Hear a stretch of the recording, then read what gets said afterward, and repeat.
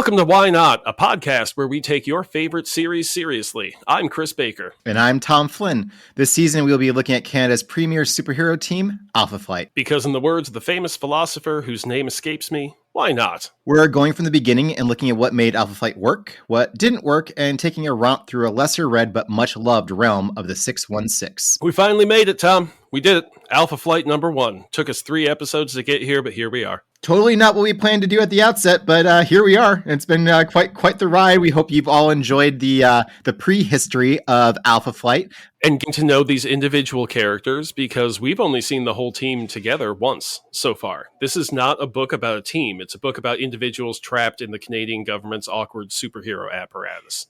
Man, we are getting going so hard at the Canadians right now. Dude, Marvel Canada absolutely deserves everything that comes at them. So, remember that the average reader picking up this book probably hasn't read any appearances of Alpha Flight, or at best, maybe a couple of them. It's not like they have a database to look up, who's been doing this.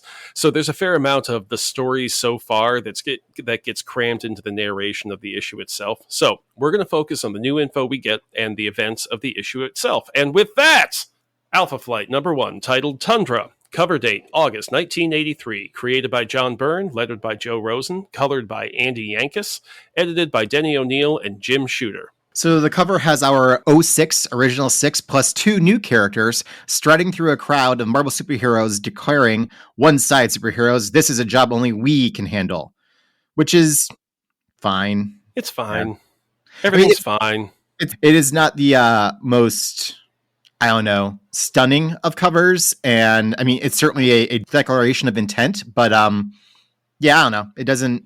Well, I mean, a #1 issue a lot of times doesn't have a good cover because it has to have some type of something declaring it. On top of my head, I can think of maybe 2. I mean, X-Men #1, that's a good #1 cover, but that's way later than this. Spider-Man 2099, also a good cover, but that's also.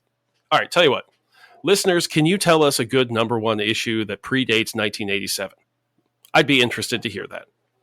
Yeah, that's a good call out. Oh, one thing I love about this cover, it has a nice Franklin Richards that stands about 34 inches high, and yet he has the head and face of a full-sized adult because John Byrne doesn't know how to draw children. I mean, to be fair, very few comic book artists do know how to draw children. It's why they mostly don't draw children. There's a panel that became a meme of the Scarlet Witch walking in on her twin toddlers playing in the tub, and they are quite clearly middle-aged men faces on toddlers. That's John Byrne. Just to go on a little bit of a segue, I mean, that traces its way all the way back to Roman art. I mean, Roman sculptures when there's a baby involved, the baby is just a scaled down person. Their hands are way too muscled. Their heads are proportionate to their bodies, which is not true of children. It's why they fall all the goddamn time. Just to be clear, did you compare John Byrne to? No, I said that the tendency. I was connecting the tendency to not do children justice in art as a thing that has always been with us for the most part in the Western tradition. That is all. I am not. Okay, maybe I am kind of, but anyway. Let's move on from that point. Yeah, we're going to call him John Botticelli Byrne from now on, right? Okay, Botticelli wasn't Roman. I said Roman, not Italian. I'm out of my depth. Let's get back to comics. We open with Vindicator in a clearly decommissioned high-tech facility and the ominous narration, "You are witnessing the death of a dream." I mean, but whose dream? I don't know. What was this dream precisely? This was functionally a hit squad for the Canadian government. They are connected to the Royal Mounted Canadian Police, they're reservists within that. So this isn't like the dream of mutants interacting or fully integrated into society. We'll get a little bit more of that as Byrne gives us Vindicator's backstory, and I think it will make a bit more sense. I think that Byrne has just forgotten he hasn't laid the groundwork for that to make sense yet. I mean, I think it's also, and much like the cover is designed to give us Spider-Man and the Fantastic Four and recognizable characters, this is also a recognizable idea for your average Marvel comic reader. So, I mean, I think it is also a little bit of that sort of branding being pulled and tied into it. So after their last mission and first success against the Wendigo, Department H and Alpha Flight have been disbanded by Canadian Prime Minister Joseph Philippe Pierre Yves Elliott Trudeau. In a new twist, we find out that Alpha Flight was the main team of Department H, which also had trainee teams by the name of Beta Flight and Gamma Flight. Both teams are pictured, but no info was given about either of them. JMH worries about those lower team members and whether they can make it without Department H. Now, I don't know if he means just like a salary or if he means like, no, these people need help. I mean, this is Department H that found Wolverine and groomed him to lead a team. They have no problems about taking any weirdo with a power off the street. Who knows what grab bag? JMH knows, and he's worried. I mean, it is an interesting point, right? Like, why hadn't they graduated to Alpha Flight yet? What are their powers, and what are they going to do once they're cut loose from the government and that level of control? Oh, we'll find out, Tom. No? We'll find out. And howdy, will we ever? So JMH is worried about how he and Heather will make ends meet on just her salary, because now he has joined the ranks of the unemployed, and he wonders, I wonder if Captain America has problems like this. So this is a really weird way to start a book, but is exactly how this book should start. I mean, these folks aren't teenager adventurers grown into heroes. They're adults with a lot of adult stuff going on, except for Heather, She is an adult now. She's an adult now, but like barely. This is a book about individuals who occasionally come together to fight as like a larger unit against a major threat. But otherwise, the book really like digs into and dives into their lives, their daily adventures versus these larger ones. They're adults living their lives in the bleak dystopian Canada of the 616. It's weird, but very appropriate to what we already know about these characters and what we're going to find out over this initial few issues. You know, sometimes you meet people at a weird time in their life, and sometimes that's the best time to meet people when they're figuring out who they are. Meanwhile, 2,000 miles away, north and west of Ottawa in the Northwest Territories' Resolute Bay, a scraggly, bespectacled man in a one-man camp thinks about how I'll show all of them the fools they laughed at me. They said I was mad, but they're wrong. Wrong. Which oh, come on, Tom. You can give it a little more zang than that, right? Oh, for Christ's sakes. I'll show all of them the fools. They laughed at me. They said I was mad, but they were wrong. Wrong. Oh, thank you, Tom. That made me so happy. Anyway, back to... Really glad to make you happy, buddy. That's why we're doing this, man, to make each other happy, and hopefully other people appreciate what we do. Come to the whynotpod.com, drop us a line, let us know if you appreciate what we do. Funny story, this guy is in fact right, and whoever they are, they were in fact wrong, but that's several issues from now. He digs a small furrow in the earth with his leg, his foot. He just kind of drags it along. It takes the shape of a crude person on the ground. Really large person, mind you. Yeah, large, like the size of a football field. He like traces a person shape onto a football field. So he rummages through his pack, pulls out a metal crown circlet thingy, and the scene ends with what appears to be mystical energy swirling around him. And this feels like a one-off. No, this is not a one-off. We'll see more of this guy later, and it'll make you care a little bit more. So the energy that is given off is also detected over at the Sarcee Reservation in Calgary, Alberta. Again, loving how like grounded in the real world Canada all this is. Byrne does a great job of that throughout. We're in the office of Dr. Michael Two Young Men. He jolts up his head saying grandfather, reaches to a top shelf, unlocks a box, and inside is the skull of his grandfather in a metal headdress that Michael asks to speak to him. We next see Shaman arrive at Tundra, so apparently this skull is going to tell him where he is needed, which seems a bit of a new dynamic for Shaman. Look, the guy keeps his grandfather's skull in a box in his office. Regardless of your cultural background, that's weird, right? Like, I mean, or it's been a while since I've had an office and coworkers, but I would have remembered a coworker who had a box with his grandfather's skull in it. That he speaks like, to. You don't forget that. Yeah. Well, even if you don't know, like whether he speaks to it or not, like if you know he has it, you're always going to look at that guy and be like, huh. Yeah. So Vindicator has no such early alert system. He gets a call from Alpha Flight's unofficial liaison, Gary Cody, to turn on the television. And I'll just take this opportunity to remind the listeners to never trust a man with two first names. TV News is reporting on strange lights and energy that have defied understanding so far. Vindicator zips out the window to do his patriotic chore alone, telling Heather that there is no Alpha Flight. Heather, intent that her husband not die alone doing superhero stuff, swings open a bookcase to reveal a classic hidden room, which I want to know if the folks that they're renting this apartment from know that they've made some aftermarket modifications, or if that hidden room was why they rented this place specifically. But we'll get into that later. She pulls out gold-edged cards to summon Alpha Flight through some form of electronic communication. And she also mentions that 2 of the cards are for people she hasn't met and surmises they were Beta Flight members ready to be promoted. So she crams the cards into a slot in the machine and activates all the Alpha Flight members. Now, she crams all the cards into a slot and they all fit exactly into that slot. What did she do before Puck and Marina were added to the team and there was extra room in the slot? Has John Byrne ever used a computer in 1983? I'm wondering, because this makes 0 sense to me. It's just extra card slots. I don't think it's that. I mean, the hidden room, the electronics, the cards, the summoning, the signal, all of that, very minor, even though it feels like it's going to be big. Like, I don't think we see the cards again.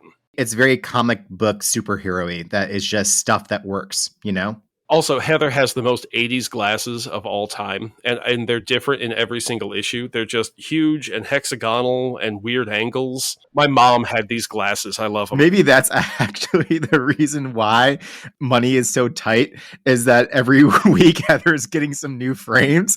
And because she's doing that, she's outside the range of what the socialized Medicare system will cover in Canada. So they're paying a premium every so often. But hey, gotta keep Heather happy. She's the Randy Jackson of Canadian superheroes in 1983. Also, they've got all this equipment. When they were decommissioned, the Department H just left that stuff with them. I mean, the ability. Oh, the government loses stuff all the time, Tom. That's how it works. Okay, fine. But again, going back to the house they're in, is this tied into the house's electrical system? Did these people move in and all of a sudden the electric bill went crazy and the share for upstairs is just out of this world? What in God's name is powering this? And setting that aside, what is Vindicator plugging into to charge up his suit? Well, yeah, because for 20 years already, we've been seeing Iron Man literally pull a cord out of his chest piece and plug into a standard wall outlet and just sit there for a couple of hours while he recharges. So we don't really ever get into that, but I assume that Guardian has like a proto Tesla charger style thing. Like he's got a 220 plug just like right next to the living room couch. So he can be sitting there watching. I don't know what Canadians watched in 1983, but he can watch the CBC and charge himself while he's there. But yeah, I agree. They probably have a crazy energy bill. Also, this might be the other thing that's really driving concerns about money is he also may just have a little spigot on the side of his suit that he pours the maple syrup into to power it up. And, Well, I wonder which is cheaper, electricity or maple syrup in Canada. That much maple syrup can't be cheap. I'm just saying. So the call has gone out. Our Alphans begin to assemble. First, we meet our new... What? Alphans? That's what they call them. That doesn't mean we have to. Flighters? Fine, Alphans, whatever. First up, we meet our new member Puck in a tavern in a less fashionable neighborhood in Toronto. A man is getting handsy with a waitress, causing the bartender to ask the bouncer to step in. That bouncer is Eugene Milton Judd, a dwarf man with a bald head and black chinstrap beard and disconnected mustache. He confronts the rude patron who says, "Go back to kindergarten, little boy, or I might muss your hair up." To which Judd smiles, pulls the man down face to face with him and says, "You might try, eh?" Next, we see the rude patron flying out the back door of the bar like a frisbee into the trash. Apparently, this signal that Heather sends out is received by a microscopic implant in Judd's skull. He immediately recognizes it as the call from Alpha Flight and says, "The call! At last!" He turns on his heel and walks out the bar without another word and begins rapid, excited cartwheels down the sidewalk, moving towards his new life. When I was 12, this panel right here is how I learned that Canadians say A. And as our theme song says, they say A instead of what or duh. That's the mighty power of Canada. The next new member is Marina. She's a young woman with webbed hands and large black eyes with no pupils, iris, or white. Instead of an implant, her signal receiver is in a brooch she wears, but she left it home that day. Which is actually a thing that happens with some consistency with Marina, which is probably why putting it into the person's skull was a Man, better Marina call. just does not feel like a member of the team. No. But we'll get there. That's what happens when you treat a water-based character seriously in a team-based setting. Well, and also what happens when the water-based character is operating for a team in freaking Canada. That's a really big landmass. So her brooch is brought to her by an obviously in love with Marina young man named Dan Smallwood. Comics have trained me that first and last names for a new character with identifiable empathy points means they are destined for bad things. Like the camper guy who screamed for 4 hours because Ragnar just wrecked his shit. Marina leaps into the water and swims. Apparently, she hits a speed of 800 knots. As she hits land in Resolute Bay, she turns her angle sharply up and launches a water spout out of the sea and into the air, and she keeps swimming along the spout toward the rendezvous point. That works out to roughly 411 miles per hour, which is half of the speed of sound at sea level. Not to mention the fact that she's doing it through water. That is a terrifying amount of force that she is generating in that moment. The Canadian Navy guys that are monitoring her say expressly that she goes faster than Namor. Submariner? Either one is fine. Plus, it's Namor. Whatever. I try to find things to like in everything, and I try not to yuck other people's yum. Yeah, dog, that's going to be a yuck from me. Secret agent linebacker superhero Dr. Walter Langowski is hiking in British Columbia when he gets the call through his implant. Again, implants are the way to go if you're going to be a dystopian Canada in the 616. So Walt breaks into a run, sheds his clothes, changes Sasquatch with no meditation this time. He comments that the change didn't hurt and that it's becoming more natural. So Walt is really getting into his furry skin. Snowbird arrives at Resolute Bay in her giant snow owl form. It's not clear whether she is responding to the Alpha Flight call or if she's responding to her own mystic senses. Quick note, we remarked when she fought Storm in her snow owl form what size the owl was. It seems when Snowbird changes from form, she maintains her mass or even increases it, so she doesn't actually go to owl size. It's a damn big owl. Storm was fighting a human-sized snow owl, which... yeah, I would be pretty damn freaked out by that. And when she turned into a Wolverine to stop Wendigo in Uncanny X-Men 140, keep in mind that a Wolverine is 17 to 40 pounds. So she was like 5 to 10 times bigger than a regular Wolverine with all of a Wolverine's natural instincts. I now begin to understand a bit more about how terrifying that would actually be. She's got an interesting collection of powers. Upon arrival, Snowbird recognizes that the being before her, the source of this power, is the Great Beast Tundra, responsible for imprisoning Snowbird's mother, Nelvana, away from Earth, and wonders how her own power, diluted by humanity, can compete. This is our first mention of her divine heritage. I don't think we've gotten any explanation of her other than that she's a shape changer. We see the man who summoned Tundra, now a desiccated corpse-looking thing, sunk into the ground in the middle of the drawing of the man. And when the human man's hand twitches and moves, the drawing man's hand pulls itself into existence from the earth and rocks, rising into this mountain-sized, shambling humanoid shape. It looks like Clayface from the Batman animated series, but white.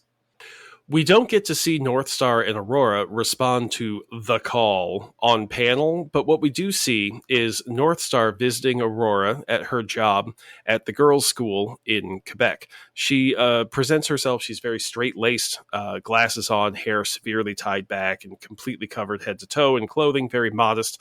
And her interactions with the students and the nuns are very demure, and compare that to what we've seen of Aurora so far, and you can tell right away that she's different than what we've seen leading up to now. When Northstar and Aurora get to her room and are talking amongst themselves, and he's referring to her as Jean-Marie, Jean-Marie refers to Aurora as a different person.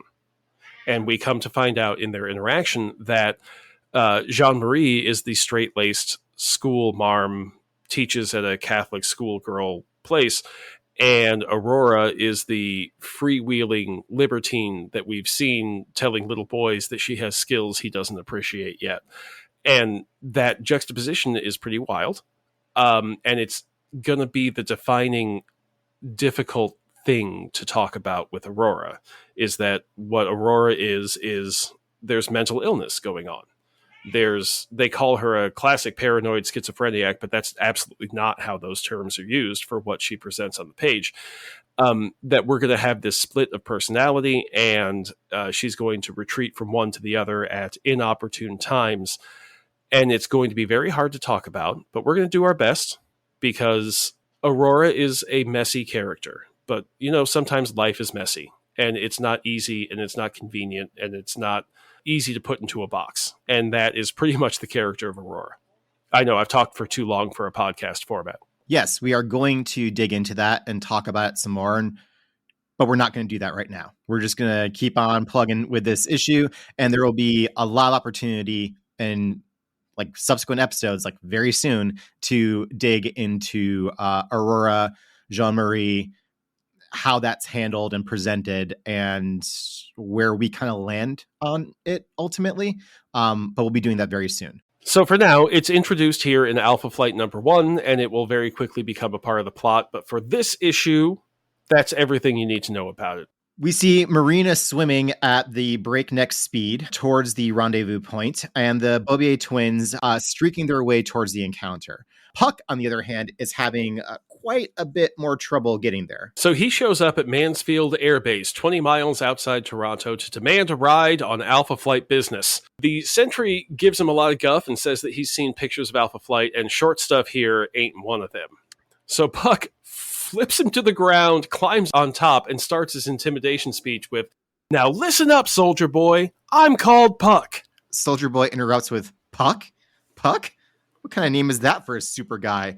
You want in, Tuffy? Go get written clearance. Otherwise, back off, eh?" So Soldier Guy is on his back with an angry super person squatting on his chest. Dude may be rude, but he is brave and unflappable. I kind of like this Soldier Guy. Puck chooses the better part of valor and stomps off to find himself a plane to get to the fight. I like Puck. Puck's a good dude. He's probably my favorite of Alpha Flight, even though he's not the main star for the most of it. He's just the soul of Alpha Flight. I like him. Snowbird confronts Tundra, who counters by unleashing an enormous swarm of mosquitoes. Realizing that Tundra can control not just the land, but also the animals on it, Snowbird realizes that she can't change shape, or else Tundra will take control of her as well. So Snowbird has been effectively neutralized in this fight. That her mother put her on this earth in order to defeat the great beasts, and she doesn't know how to do it.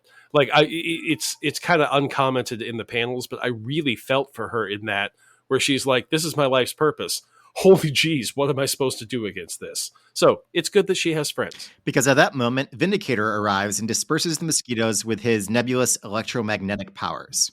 Enter Shaman, who tries to reach the human mind that brought Tundra to the world, because that's what Shaman knows how to do. Tundra replies, "Fool! Tundra is beyond human weakness and frailty now. My strength is my own, and growing with every passing moment." So Vindicator attacks Tundra with an EM blast, and as the narration says, the beast screams, and the land echoes its agony. For 100 miles around, the terrain heaves and tears. So techno powers are going to be useless against earth magic unless you intend to destroy the land itself. So JMH begins to freak out, because so far we've got two characters who cannot affect this bad guy. Tundra begins to walk, growing with each step and tripling in size. Just getting so enormous. Has got to be about 400 feet tall by this point in time. A tiny speck appears above Tundra, a helicopter dropping Sasquatch. And if Northstar's signature move is to punch from behind, Sasquatch is being dropped by a helicopter as if he were a bomb, which, in fairness, kinda is the effect of him. As he falls through the air, Sasquatch says, "At last! Something big enough to really test my strength!" Oh, God. I'm starting to regret that decision about the Sasquatch voice, but here we are. The art... I waited to make sure I quoted him later in the episode so that you would forget. God damn it. The art shows how insignificant Sass is compared to Tundra, with a full-page shot of Tundra and inset panel zooming in so we can see Sass, because otherwise you couldn't make him out at this scale. Sasquatch tears away chunks of Tundra and moves from annoyance to actual threat. And this surprised me. I really wouldn't think that Tundra would register something physical like Sasquatch as a real threat, because how do you destroy the land itself? Because that seems to be what this great beast's shtick is that he is the land. He's the land come to life. And if the land comes to life in Canada, I bet that the land will be pretty upset at some pretty specific corporations. You know what I mean? And I don't think the land is going to care about Sasquatch tearing it out. But apparently, Sasquatch is enough of a threat to Tundra that Tundra smacks him away with incredible force in order to stop him from tearing Tundra apart. So there might be more to Sass than meets the eye. When Sasquatch gets launched off of Tundra, he lands right between the twins who have just made it to the scene. Aurora recognizes Sasquatch is in trouble, and Northstar replies, I am not doing a fucking... Oh! I refuse to... Northstar replies, forget about him, sister. If he survives, he survives. If not, for now it is our turn to act. I love everything about this, Tom. I'm really regretting this podcast. So they begin spinning around Tundra at amazing speeds, generating a practically hurricane-force wind that's starting to erode Tundra. Shaman picks up on this and summons up a mystical storm to add rain to the erosion, and it's working very well, but there isn't enough water left in the air to finish the job. Snowbird and Vindicator notice something in the distance, an approaching waterspout. JMH thinks, yeah, just under 3 miles, and that's about her range, but what the heck is she doing here? No time to worry about that. Her arrival is a godsend. Shaman makes use of the new water sources, and narration says, and when the end comes, it comes quickly. As suddenly as he was created, Tundra is gone. An eerie peace settles slowly across the land. Where the monster stood, a small salt lake slowly seeps into the ground. In the bottom of that lake, the dreams of a small mind sink into the salt-sown mire, with a small shot of a skull wearing the metal circlet. Oh, it's a nice little capstone there, and it seemed like a very big threat, and it took teamwork to take it down. No one of them would have been able to accomplish this on their own. We saw 2 of their more powerful members get sidelined, and the most, I would say Sasquatch is the most powerful, get smacked away in such a way that he wouldn't be able to do this either. So way to go, teamwork. Okay, so since Alpha Flight had been officially disbanded and none of these people knew that any of them were showing up, they were all showing up as independent actors. Does this count as a team up, Tom? I mean, I think anytime they team up is a team up. Oh, yeah. We've already established that this is going to be a series about individuals who occasionally come together. So they are consistently teaming up. So, yes, this would be a team up. Team up achieved. Take a drink. 12 hours later, at the unnecessarily specific address of 138A Laurier Drive, Alpha Flight is figuring out their path forward. The highlight of these pages are Georges and Francois, the Hudson's landlords. They live downstairs from the Hudson's apartment in an independent, disconnected house, so they see the Hudsons coming and going, shall we say. Francois is alarmed at the strangers going upstairs, while Georges is blasé. Oh, God, you're going to make me do it again. You don't have to. I could do it if you want to. No, I got it. They pay their rent on time. They never have loud parties. They are nice, normal people. For Anglais. They're clearly French Canadians, and they probably are actively disinterested in knowing any more about their renters than the fact that they are not French Canadians. Byrne uses the name Francois here, and that's the male form of the name. The female is Frances. I've read critiques saying that Byrne's use of French in Alpha Flight is essentially looking things up in the French textbook, and it ends up sounding more like France French than Canadian French. I prefer to think that instead of a mistake, Francois is in fact a man. If Georges and Francois got married in 1940 and lived a quiet life in Ottawa ever since, with Francois presenting as a woman, hell, that's a story I would like to hear. It also would explain George's just blasé nature of comings and goings of whomever. I think we're going to have a different theory about the landlords in pretty much every episode, because for some reason, we are both fascinated by these people. So I love thinking that they don't know that JMH is Vindicator. So they've got people like the Thing himself and Marina coming into their house, and like Sasquatch is probably coming by. So you've got a giant orange monster outside, but also a naked nearsighted guy squinting down the hallway. And I like to think that they just chalk all this up to, well, that's what the English do, you know? In the next issue, we see the Alpha Jet, and our collective headcanon is that when they disbanded, they lost their hangar space and support crew too. So JMH has the Alpha Jet parked in a vacant lot down the street or on the whole top floor of a parking garage downtown or something. Yeah, he works on the weekends. He's shirtless with Rush on the radio and a cooler of Molson's. It's his 57 Chevy, his 64 Camaro, his excuse not to be home since he's now unemployed. Sorry, honey, can't go to your boss's cookout. I've got to read the manual to figure out how to keep this rig rolling. This also, though, cuts back to why were these things not taken from them when they were decommissioned? What use is it to give a decommissioned team their fancy jet if they don't have people to maintain it and facilities to park it? It's like, okay, we're going to sell this off at a government surplus sale. So you give me $1 and you get to keep your jet, and I don't have to deal with any of that. But we're going to absolutely jail you when it leaks radioactive fuel all over Ottawa. Radioactive maple syrup all over Ottawa? We have the entire team assembled except for Puck. We see JMH and Heather in the kitchen, where Heather is telling JMH that if that hussy makes eyes at you one more time, and JMH is desperately trying to smooth things over with her, saying, look, honey, she's troubled. It won't happen. It's okay. Everything's fine. And just that little moment of tension there really shows that, like, Heather doesn't know who he's been working with. You know what I mean? Heather hasn't been a part of Alpha Flight. She knows everything about what... Look, you're married. I'm married. I hear about my wife's coworkers all the time, but my wife doesn't tell me everything about her coworkers. And I don't think that JMH told his coworker that the incredibly attractive woman that he works with is also a bit of a libertine who has psychological issues and is prone towards sexual outbursts. I can see how that would have not made it.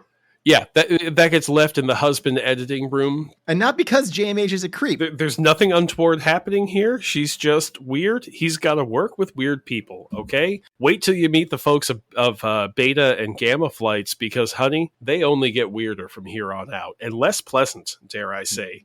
Aggressively less pleasant. Puck finally arrives at the door, and I love that he missed the whole fight of the first issue, that he just couldn't get there because he didn't have a plane, he can't fly, he doesn't have the contacts, all this stuff. As JMH explains that, okay, Alpha Flight has decided that we're going to stay together because somebody needs to do what it is that we do. Since we're not the government Alpha Flight anymore, maybe we need a new name. Puck declares, I busted my buns to be in Alpha Flight. I want to be in Alpha Flight. So, Alpha Flight we remain. What the hell was Puck going to do in that battle? Is he just going to stand there and be like, okay, I'm just going to chill over here? Like, if Wolverine were there, it would be the exact same situation. Puck and Wolverine hit a lot of the same notes as we move along without the claws and whatnot. But yeah, very much so. This is what we do. It's in close, it's personal, and it doesn't translate to a grand scale, and that's why we need to have teammates. And Walt and Puck almost immediately kick off a Thing Torch-style antagonistic relationship in these closing panels. Look, I like Walt, but Walt comes across as a bully. He is clearly the jock who is picking on the short dude here, and I don't appreciate it, Walt. We have complex feelings about Walt. I think I liked Walt a lot more leading up to episode 1 than I will moving past issue 1. Yeah, folks, when you're doing podcasting about comic books, the words issue and episode can start to get interchangeable. Please forgive us when we make the wrong word choice, but we're going to try to keep it very clear when we're talking about issues versus episodes. And when we're talking about Aurora's issues versus the issues of the comic. See, Tom, this is why I love doing this with my best friend, because I had that thought and I wasn't sure if I wanted to bring it up, but you just barge right in and bring it right back to Aurora being crazy. Yep. Thanks, buddy. Yeah, Tom Intrusive Thoughts Flynn. Tom's nickname is actually Foolery. His name is Tom Foolery Flynn. Just now you all know. Fantastic. So that's Alpha Flight number 1. Thoughts? They do pretty well. It's a good way of introducing readers to a new ongoing series and bringing them together, showing what they've got going on, how far apart they are, the highlights of what we've spent the last three issues, or see, there I go again, listeners, what we've spent the last three episodes talking about. It's a great starting point. Tundra as a villain, what do you think about that? I mean, I think it worked very well because it did establish it did a great job of establishing the various powers and places that the characters are coming from. We get a good demonstration of, Snowbird's abilities and perhaps their limitations. We get quite a bit of what Shaman can do and can't do, and so on. So I think having a powerhouse like that, and also the clear implication that if they don't stop this thing now, there's a very good chance that they can't stop it moving forward. And it also brings in a lot of the considerations that Byrne has already played with a little bit, but will continue to play with moving forward, about the land of Canada, like how it interacts, and frankly how old it is. Like these are forces that are beyond just, I don't know, the latest superpowered being who wants to take over the world. And I think about what this would be like if the Avengers tried to tackle him.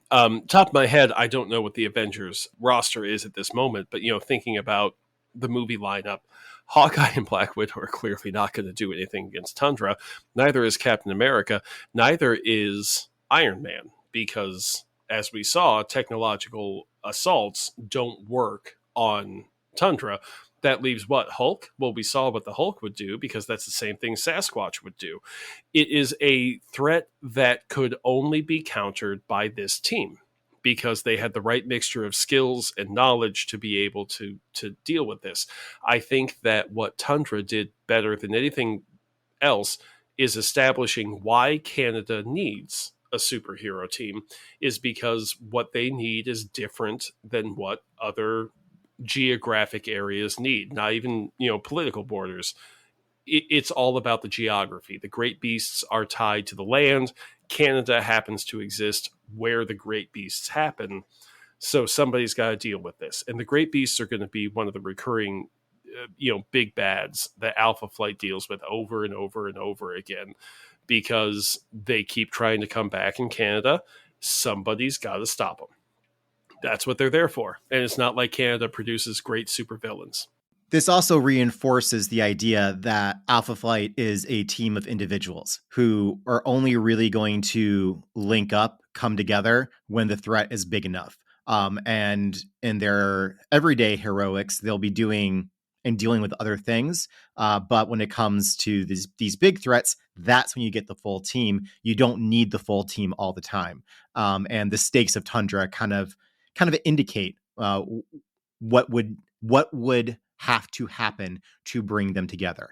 Also, on the point of the insanity of decommissioning your superhero team when you need this, there's also the fact that the freaking government liaison pips Guardian to what's going on. So they get all the Alpha Flight flavor with none of the calories, the Canadian government at this point. So moving into the next few issues, we get a little bit more of Alpha Flight working as a team, but we also start to get some backup stories that give us, backstory on the various characters. Yeah, as we move out from issue number 1, the first 12 issues of Alpha Flight feel very much like they were completely planned and, if not scripted out together, in order to tell the story of who these people are, how they got to where they are, and a little bit more about what's going on right now, and then a great story about them in the contemporary time. And after that, it seems like John Byrne didn't really know what he was going to be doing with his toys here. He's great at characterization, but I question his use of plot. That said, the plotting for these first 12 issues is really fantastic. Yeah, these first 12, I can't recommend enough as a coherent unit, because they tell a fun story. They all tie in together, and it makes you feel like you've been on a journey with these characters. It's these 12 issues that are why I agreed to do this with you, because this is what I fell in love with. So yeah, that is issue 1 of Alpha Flight. That was a great first issue. I enjoyed it. I'm looking forward to seeing more. I think that this ride of issues 1 through 12 of Alpha Flight is going to be a great story that John Byrne brings together, and I'm looking forward to taking this ride. In addition to what the team is going to be doing, during the day, so to speak, we're also going to be getting backup features that give us the backstory of our original 6 characters. And so the stories are going to shift to 2/3 of the issue being what Alpha Flight is doing, and then like 1/3 of the issue being the backup. And at the end of that, we're going to get to the end of the story of what they've been doing during the day. And the whole thing is a delight in how it ties together. After that is where Alpha Flight gets the reputation y'all may have heard of. But for this part, we are in the golden age of Alpha Flight, and I, for one, am enjoying doing this with my best friend. Thank you, Tom. Thank you, Chris. Why Not is recorded in Chicago, Illinois, and deep beneath stately Baker Manor outside of St. Louis. You can find art clips on our blog at thewhynotpod.com and leave a comment. Let us know what you think. We'd love to hear from you. Thanks, everybody. See you next time.